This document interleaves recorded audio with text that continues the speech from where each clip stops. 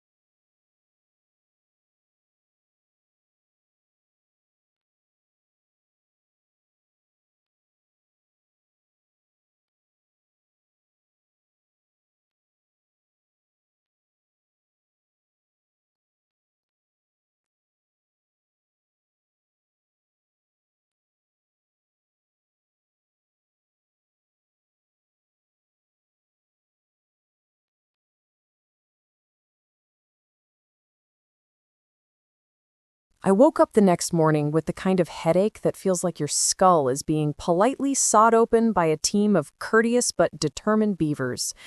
Not the best omen for the first full day of my runaway husband's dramatic reappearance. I lay there for a moment, staring at the ceiling fan, which was spinning so lazily it seemed to judge me for still being alive. Normally, mornings in my house begin with coffee, NPR, and the triumphant cracking of my joints as I shuffle to the kitchen, like the world's least magical wizard. But on that morning, something was different. A presence, a disturbance in the emotional force field. I could feel him upstairs before I heard a sound. After decades of absence, my body still remembered the shape of him in space, and I hated that. I told myself to get a grip. It was a house, not a haunted submarine. Men upstairs are not ghosts, they're just men, which is usually worse. I got out of bed, put on my robe again, this time with proper undergarment reinforcement, and made my way to the kitchen. The air smelled faintly like coffee already, which was alarming. Coffee doesn't brew itself, and I certainly hadn't set a timer. When I turned the corner, I saw him. Richard stood at my stove wearing the same navy windbreaker from the day before, though now it hung open, revealing a soft, slightly rumpled t-shirt that had seen brighter decades. He was holding a spatula and flipping pancakes like he had rights in this kitchen. He turned when he heard me. "Morning, Maggie." I blinked at him. "Why are you touching my appliances?" "I thought I'd make breakfast." He flipped a pancake that somehow executed a perfect half rotation in the air before landing neatly back in the pan. "To thank you for letting me stay the night." You burned the first two," I said, eyeing the plate of charred discs on the counter. His smile was sheepish. "I always needed a warm-up round." "So you remember your flaws but forgot the whole abandoning your family thing? Good to know your selective memory is still functioning." He nodded, taking the jab like it was expected. "Fair." I sat at the table because my legs were tired and my emotional balance was worse. Richard set a plate in front of me, one of the edible pancakes, not the hockey pucks, and poured me coffee.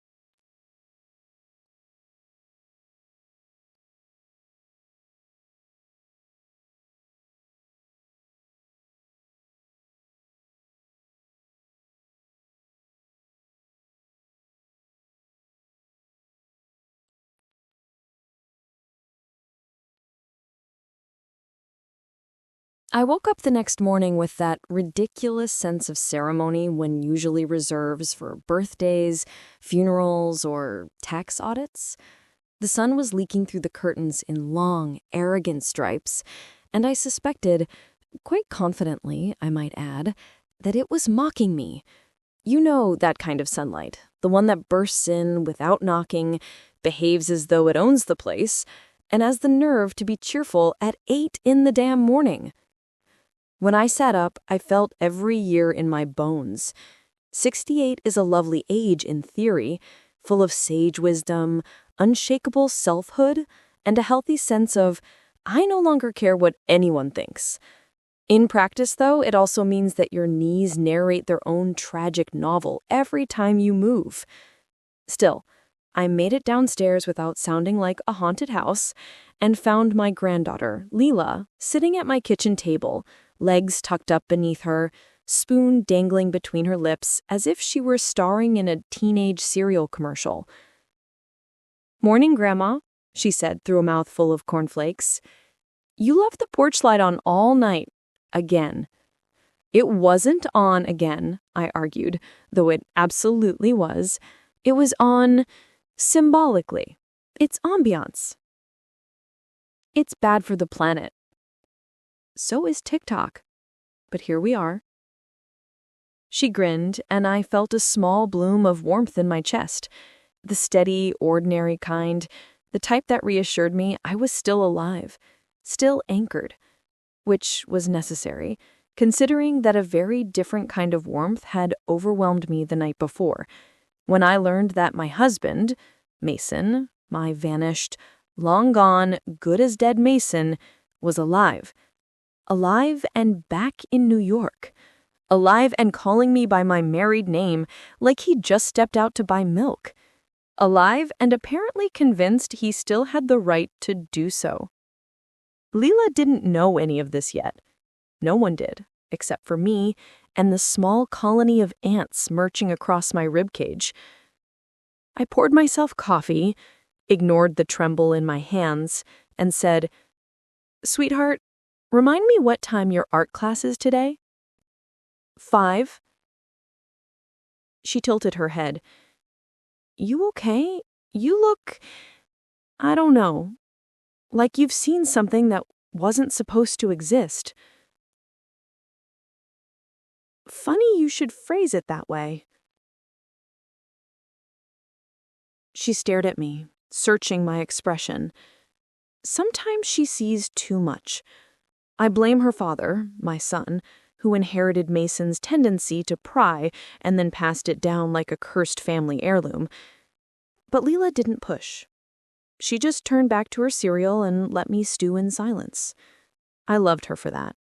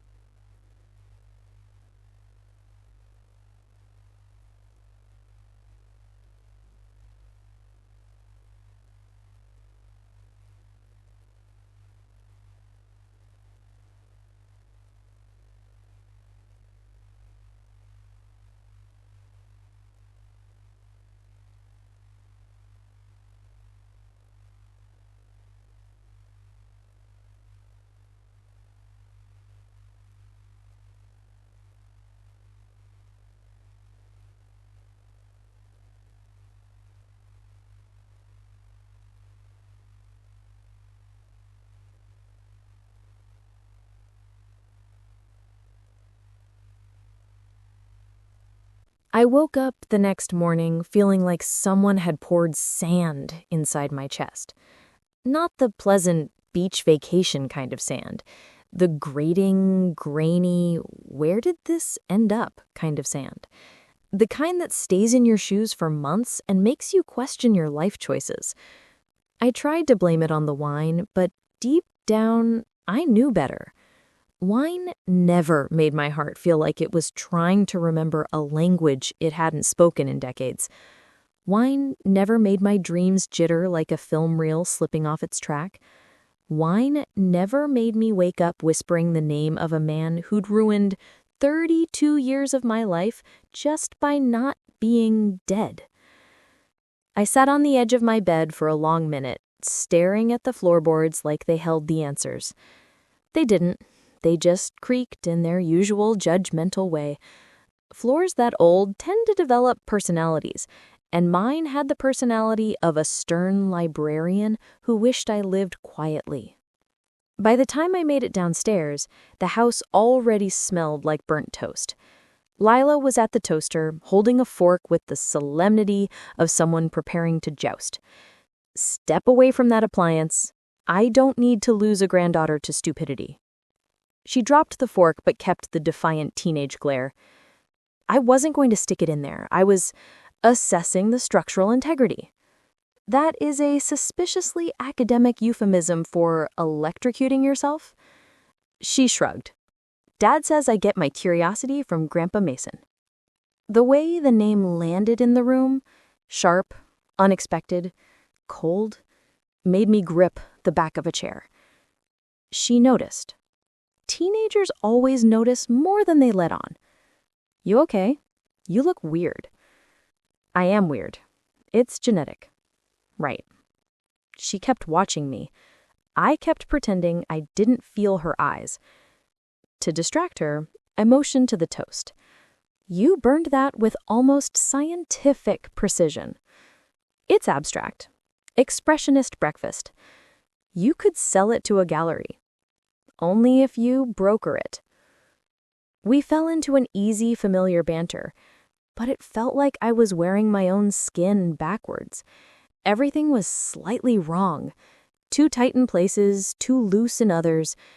I knew what the problem was. I'd left Mason standing on the pier last night, and now the weight of what I didn't know, what he hadn't said, pressed on me like a stack of heavy books I'd once promised myself I'd read but never did. I kept hearing his voice. I'll wait. As long as it takes. The absurd romanticism of that line made me want to throw something at him. Something heavy, preferably across a great distance. After breakfast, Lila went upstairs to attack a canvas with the intensity of someone who might set the acrylic paints on fire if they misbehave. I grabbed my coat and stepped outside into the bright, chilly morning. The sun was too optimistic for the way I felt. Birds chirped with reckless abandon. A small dog trotted down the sidewalk wearing a tiny sweater with strawberries on it, and even that irritated me. I used to like dogs in sweaters. Today, I wanted to ask the dog what it was so smug about. My car keys felt cold in my hand. I had two options. Pretend none of this was happening, or go find the man who detonated the calm equilibrium of my later years. I chose a third option, one that wasn't technically on the list, but made more emotional sense. I drove to my best friend Nora's house and banged on her door as though I was conducting a one-woman percussion concert. She opened the door in a robe patterned with pineapples. Her hair was piled on her head in a state of emergency bun. She wore reading glasses perched low on her nose and held a steaming mug of something herbal that smelled like ground-up regret. "Morning," she said, squinting. "You look like someone who has committed a crime or is about to." "Both. Maybe." She stepped aside. "Get in here before you frighten my neighbors." Her living room was cozy in the way therapy offices try and fail to be. Fuzzy blankets, warm lighting, a cat asleep in a chair that obviously belonged to the cat and not to Nora. I sat down, The cat glared at me, then relocated with the offended air of someone who had been evicted from their ancestral home. She handed me tea. I don't even like herbal tea, but I needed something to hold. "Start talking," she said. "Mason is alive." "Alive? Alive?" "Yes." I rubbed my eyes. "Alive, alive." Her expression shifted through 7 emotions in 3 seconds. Shock, confusion, suspicion, rage, sympathy, more rage, and then, because she is Nora, a fierce practicality. "What does he want?" "To talk." "What did you do?" "I said no." Then I changed my mind and saw him anyway. She blinked. "You absolute maniac." "I know." "What did he say?"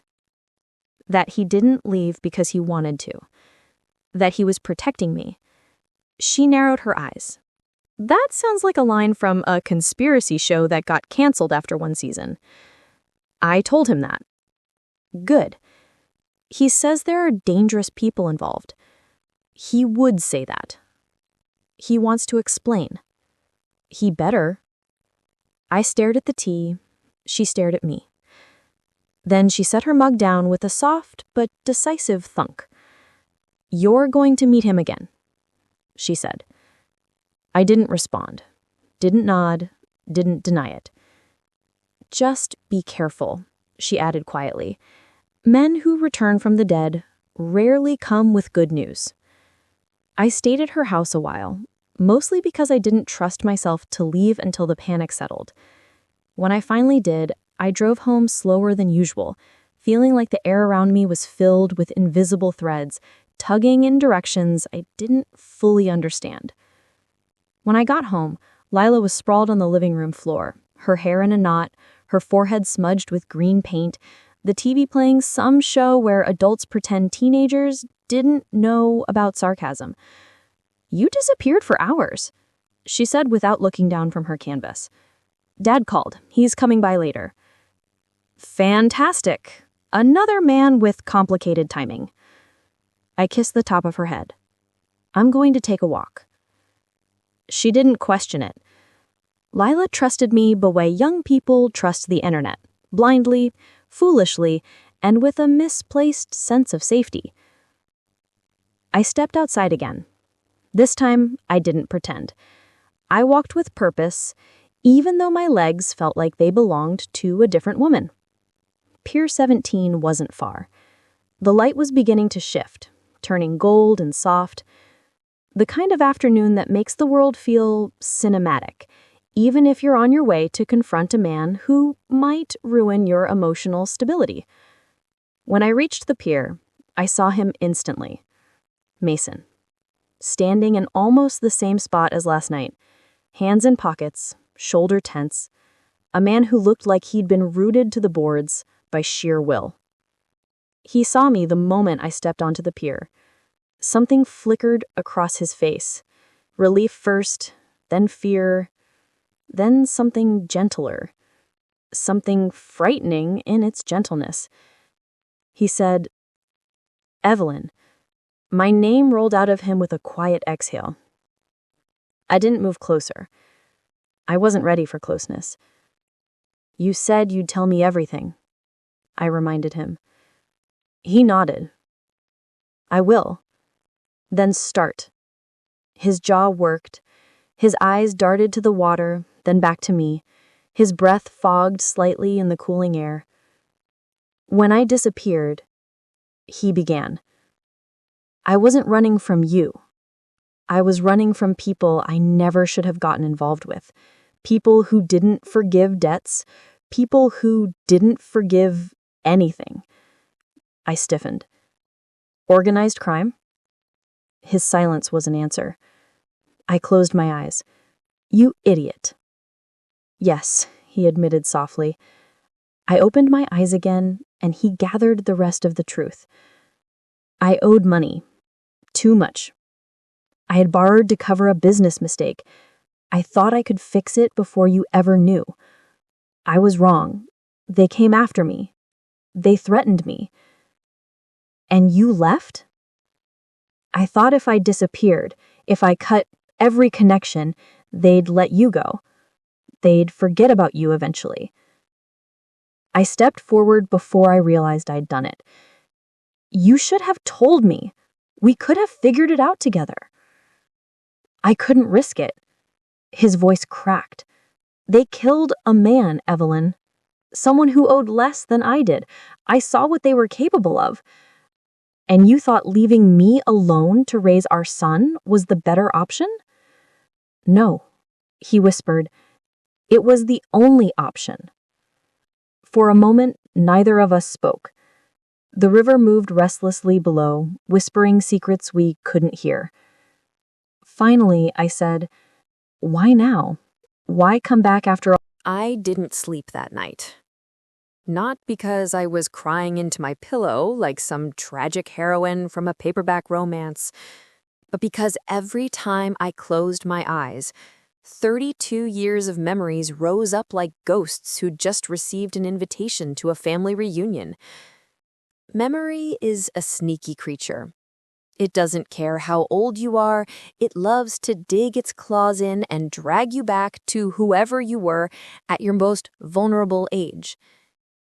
I tried reading, but all the lines blurred together into a shape roughly resembling Mason's face. I tried watching a murder documentary, but the narrator's voice kept sounding like Mason explaining himself again, which was deeply unhelpful and slightly alarming. I tried lying on my back and staring at the ceiling like a Victorian woman with consumption. Nothing worked.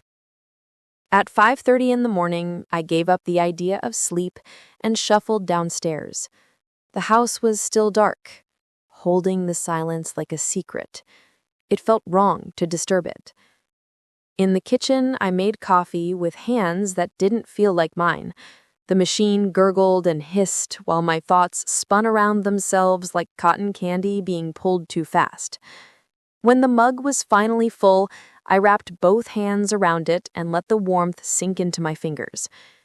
Outside, dawn was beginning to smudge the horizon, a faint watercolor wash of pinks and golds. Beautiful, poetic, annoying. I wanted an ugly gray sky, something that agreed with me. I sat at the kitchen table and breathed, slowly, deliberately.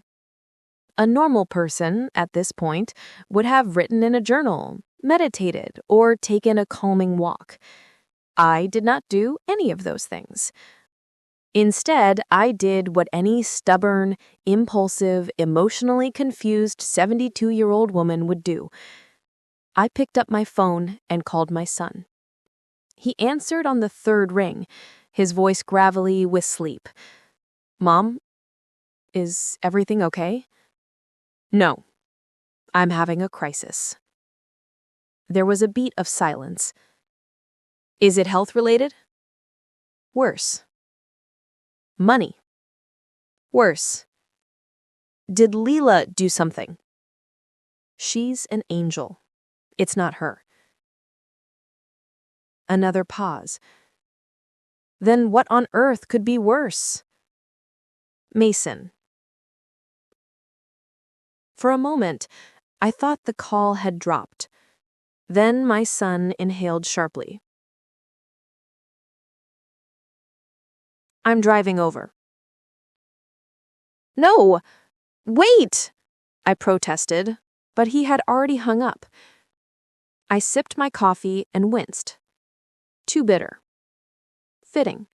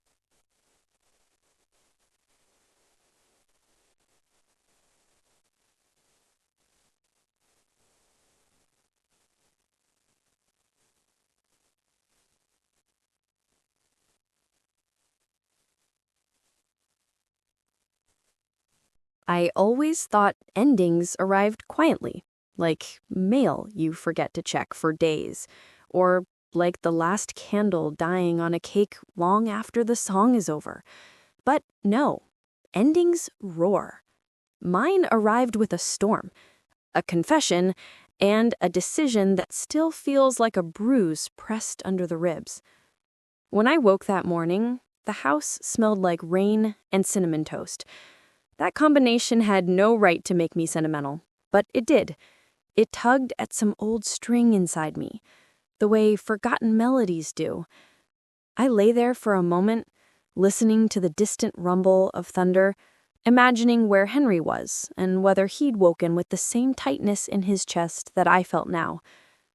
The night before, he'd walked out of my house, slow, like a man leaving a battlefield he didn't win, but also didn't lose. I hadn't stopped him. Pride, fear, exhaustion, all of the above. I'd spent too much of my life being carried away by emotions like they were tornadoes, destroying everything in their path. So this time I had decided to stay calm and miserable, but calm. By the time I got up and made coffee, Ruth was already at my door, tapping like a woodpecker. "You're dressed? Good. Get in the car." "Can I drink my coffee first?" "No, you'll spill it. You always spill it." She had a point, but I resented it anyway. I grabbed my purse and followed her. The morning sky looked bruised purple, and the air hung heavy like a damp blanket. She didn't tell me where we were going until we were halfway across town, the windshield streaked with the first drops of rain. "To Eleanor," she said. My stomach turned. She won't want to see me. "That's never stopped you before." Hard to argue with that. The drive felt long and too short at the same time. When we reached the assisted living facility, the storm had intensified. Wind whipped at my clothes, and thunder rolled like someone dragging furniture across the heavens. Ruth squeezed my shoulder, then left me to walk down the hallway alone. I found Eleanor sitting by the window, wrapped in a pale blue blanket, her thin hands folded on her lap. She looked like a watercolor painting left out in the rain. Delicate, faded, but unmistakably there. She noticed me and gave a faint smile. "Took you long enough." "I'm not great at dramatic entrances." "You always were." A moment passed between us that felt like a quiet truce. I sat beside her. "I don't know what to say." She turned her head, her voice soft. "Then don't say anything. Just tell me the truth." The truth. The thing I'd been dancing around for weeks, maybe for decades. I stared at my hands. "I resented you. Not because of Henry, because you stayed angry at me for so long, and because I let you, and because I was afraid that if I apologized, you wouldn't forgive me, and then I'd lose you entirely." Eleanor's breath trembled. "I was angry because you were brave. Because you left him before I did. Because you built something new. Because I couldn't." Her eyes filled with tears, fragile and reflective like river water. I took her hand, cool, almost weightless. "I didn't lose you.